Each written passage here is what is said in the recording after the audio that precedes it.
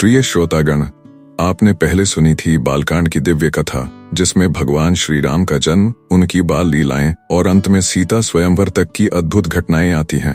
अब आगे बढ़ते हैं और सुनते हैं अयोध्या कांड की कथा, जिसका आरंभ होता है महाराज दशरथ द्वारा श्री राम के राज्याभिषेक के निर्णय से। यही प्रसंग धीरे धीरे प्रसन्नता से करुणा की ओर मुड़ता है और हमें दिखाता है कि धर्म और वचन पालन के लिए भगवान राम किस तरह वनवास स्वीकार करते हैं। तो आइए संक्षेप में अयोध्या कांड की कथा सुनते हैं। इसको भी 3 भाग में बांटा है, आइए सुनते हैं। पहला भाग। अयोध्या की नगरी उस दिन अपार उल्लास में डूबी हुई थी। नगर के कोने कोने में उत्सव का वातावरण था। स्त्री पुरुष, बालक बालिकाएं, वृद्ध और युवा, सभी के मुख पर हर्ष की छटा झलक रही थी। घर घर मंगलगान हो रहे थे, गलियों में दीप जलाए जा रहे थे। हर कोई एक दूसरे को बधाई देता घूम रहा था। कारण भी ऐसा था कि महाराज दशरथ ने अपने ज्येष्ठ पुत्र राम का युवराज्याभिषेक करने का निर्णय लिया था। राम के गुण, उनकी मर्यादा, उनकी नीति और धर्मनिष्ठा को देखकर संपूर्ण अयोध्या उन्हें पहले से ही हृदय से अपना राजा मान चुकी थी। जब औपचारिक घोषणा हुई तो जैसे नगरवासी उल्लास और सुख से भर गए।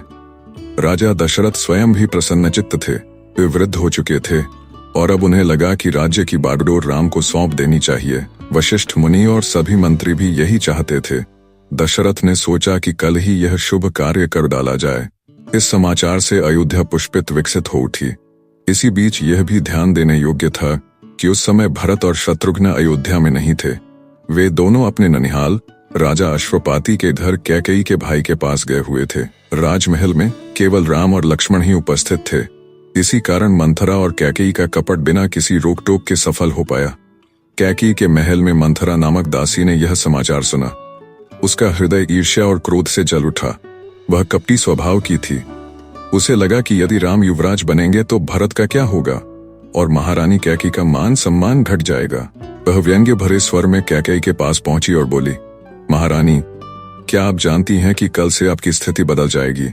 आज आप महाराज की प्रिय रानी हैं, परंतु कल से केवल एक उपेक्षित रानी रह जाएंगी। राम युवराज बनेंगे और कौशल्या का मान बढ़ेगा, भरत तो पराधीन हो जाएगा। कैकेयी सरल हृदय थी। उसने हंसकर उत्तर दिया, मंथरे, यह तो अति मंगल समाचार है। राम सब गुणों में श्रेष्ठ हैं। वे युवराज बनेंगे तो मुझे गर्व होगा। भरत भी राम के शासन में सुख से रहेगा। मंथरा को यह उत्तर अच्छा न लगा। उसने कैकेयी को बार बार भड़काना शुरू किया। बोली, रानी, आप बहुत भोली हैं। कौशल्या का पुत्र राजा बनेगा तो उसका मान बढ़ेगा और आपका मान मिट्टी में मिल जाएगा। भरत दासीवत रह जाएगा। सोचिए, अब तक आप जो आदर पाती थीं, वह सब आपसे छिन जाएगा। यही समय है कुछ करने का। धीरे धीरे उसके विषैले वचनों ने असर करना शुरू किया। उसने कैकेयी को याद दिलाया कि एक समय युद्ध में जब दशरथ संकट में थे, तब कैकेयी ने उन्हें बचाया था। उस समय दशरथ ने प्रसन्न होकर 2 वरदान देने का वचन दिया था। मंथरा ने कहा, अब वही समय है। पहला वरदान मांगिए कि भरत युवराज हों और दूसरा वरदान मांगिए कि राम को 14 वर्ष का वनवास दिया जाए। तभी आपका और भरत का हित होगा। कैकेयी, जो पहले राम से अत्यधिक स्नेह करती थी, मंथरा की बातों में आकर डोलने लगी। उसका मन धीरे धीरे कठोर होने लगा। उसने ठान लिया कि अब यही करेगी। वह कोप भवन में जा बैठी और मुख फेर कर मौन हो गई। उधर राजा दशरथ अत्यंत प्रसन्न थे। वे कैकेयी को यह शुभ समाचार सुनाने आए। उन्होंने देखा कि वह कोप भवन में बैठी है। आश्चर्यचकित होकर बोले, प्रिय, आज यह कैसा रूठना। आज तो सुख का दिन है। बताओ, तुम्हें क्या चाहिए? चाहे स्वर्ग भी मांगो तो दूंगा। मैं अपने जीवन की शपथ लेकर कहता हूँ कि तुम्हारी हर बात पूरी होगी। कैकेयी ने अवसर पाकर ठंडे स्वर में कहा, राजन, यदि आप सचमुच वचन निभाएंगे तो सुनिए। आपने मुझे 2 वरदान दिए थे। अब समय आ गया है कि वे पूरे हों। पहला वरदान यह है कि भरत को युवराज बनाया जाए। दूसरा यह है कि राम को 14 वर्ष का वनवास दिया जाए। यह सुनते ही दशरथ के प्राण सूख गए। वे मूर्छित होकर भूमि पर गिर पड़े। बहुत देर तक वे समझ ही न पाए कि यह क्या हो गया। होश आने पर वे विलाप करने लगे। प्रिय, यह क्या कह रही हो?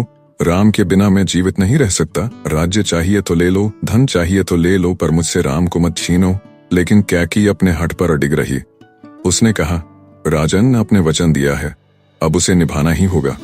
राजा दशरथ विवश हो गए। वे राम को बुलाना भी चाहते थे, पर हृदय इतना द्रवित था कि शब्द मुख से निकलते न थे। अंततः कैकेयी ने ही राम को बुला भेजा। राम शांत मुखमंडल से आए। उन्होंने पिता को व्याकुल देखा तो कारण पूछा। कैकेयी ने निर्भीकता से कहा, राम, तुम्हारे पिता ने मुझे 2 वरदान दिए थे। उनके अनुसार भरत युवराज होंगे और तुम्हें 14 वर्ष का वनवास करना होगा। राम ने यह सुना तो तनिक भी विचलित न हुए। वे मधुर स्वर में बोले, माता, इसमें दुख की क्या बात है? पिता ने जो वचन दिया है वह अवश्य पूरा होना चाहिए। मुझे वन जाने में कोई कष्ट नहीं। भरत युवराज बने, इससे मुझे हर्ष है। मुझे तो यही अवसर मिला है कि पितृवचन की रक्षा कर सकूं। राम के इन वचनों को सुनकर कैकेयी मन ही मन प्रसन्न हो उठी, मानो उसने विजय पाली हो। दशरथ की आंखों से आंसू रुकने का नाम न लेते। वे राम से लिपटकर बार बार कहते, बेटा, मैं तेरे बिना जी न सकूंगा। लेकिन राम अपने संकल्प से विचलित न हुए। धीरे धीरे यह समाचार नगर में फैला। जो अयोध्या कुछ समय पहले हर्ष और उत्सव में डूबी थी, वही अब शोक और आर्तनाद से भर गई। स्त्री पुरुष, बालक बालिकाएं सभी रोने लगे। नगरवासी कहते, हाय, यह कैसी विपत्ति आ गई।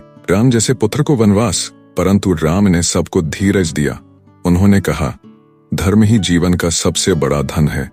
पिता का वचन निभाना ही मेरा परम कर्तव्य है। इस प्रकार राज्याभिषेक का उत्सव स्थगित हो गया और राम का वनवास निश्चित हो गया। उस समय भरत और शत्रुघ्न अपने ननिहाल में थे। उन्हें इस षड्यंत्र की कोई जानकारी नहीं थी। अयोध्या में उपस्थित होते तो शायद स्थिति भिन्न होती, लेकिन नियति का विधान ऐसा ही था। अयोध्या का उल्लास क्षण भर में विलाप में बदल गया। कहानी यहीं समाप्त होती है, लेकिन हमारी मुलाकात यहीं खत्म नहीं होती। अगली कहानी में आपको और भी अद्भुत प्रसंग मिलेगा। अगर ये कथा आपके दिल को छू गई हो तो चैनल को सब्सक्राइब करके जुड़े रहिए, ताकि अगली बार हम फिर मिलें।